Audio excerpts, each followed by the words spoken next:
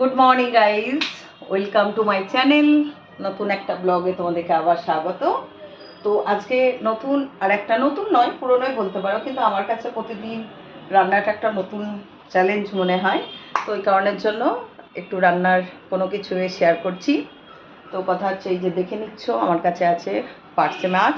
এই পার্সে মাছ তবে আজকে কী দিয়ে করব সেটাই দেখাবো। পার্সে মাছ, এই অলরেডি তেল দেখো, এই দেখো তেল কড়াই গরম হচ্ছে। আর আমি এই যে মাছগুলো নিয়ে নিলাম, তো অলরেডির মধ্যে দিয়ে দিলাম। মাছ এখন ভাজা হচ্ছে, ভালো করে ভাজতে হবে, না হলে সমস্যা আছে। মাছ খাওয়া যায় না, বা বাড়িতে অনেকে খেতে পছন্দ করে না, তো ওই জন্য ভালো করে ওটাকে এখন ভাজা হোক। আর এই যে তোমাদেরকে দেখাই, দেখো ওই দেখো শিলে মশলা বাটা আছে, তো দেখো এটা বুঝতে পারবে। এই দেখো শিলের রেসিপি আমি তুলে নিচ্ছি মশলাটা। সর্ষে, একটু জল নিয়ে এই যে জল নিয়ে নিলাম, বাটা মশলা। দেখো একটু যে কোনো বাটা মশলা দিয়ে রান্না করলে রান্নার স্বাদটা দ্বিগুণ হয়ে যায়।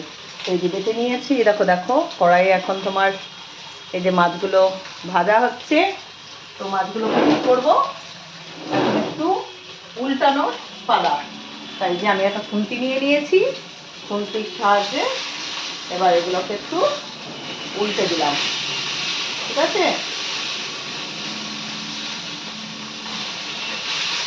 এবার মাছগুলোকে ভালো করে ভাজতে দিচ্ছি।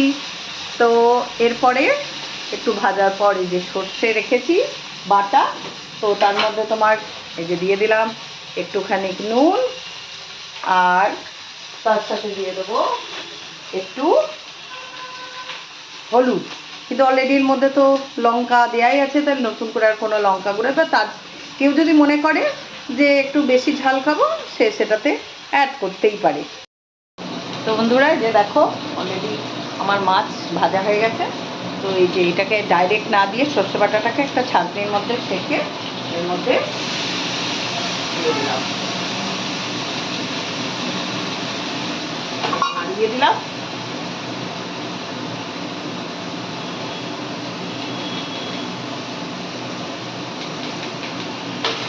বন্ধুরা, ওর সঙ্গে আর একটু জল তোমার দিয়ে দিলাম, ভালো করে লাগিয়ে দিলাম। আর এর মধ্যে দিয়ে দিলাম আর একটু নুন। তো তৈরি হয়ে গেল আমার পার্সে ঝাল। কেমন লাগলো আর কেমন হয়েছে একটু বলবে। টাটা।